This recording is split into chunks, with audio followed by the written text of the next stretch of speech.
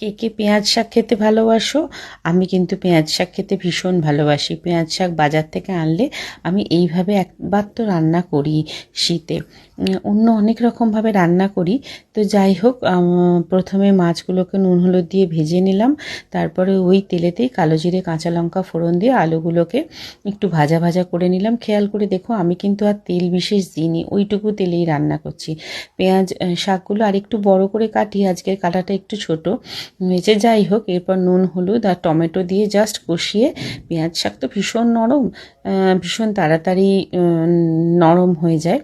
তো যাই হোক, টমেটো দিয়ে ভালো করে কষিয়ে একটু জল ঢেলে দিলাম, দিয়ে উপর থেকে মাছগুলো বসিয়ে বয়েল হলে একটু যেই দেখবো সেদ্ধ হয়ে গেছে, বেশ মাখা মাখা হয়ে গেছে তরকারিটা, তখন নামিয়ে সার্ভ করলাম। তোমরা জানিও তোমাদের কেমন লাগে পেঁয়াজ শাক দিয়ে মাছ খেতে। আমি কিন্তু রুই কাতলা এটা দিয়ে এইভাবেই রান্না করি।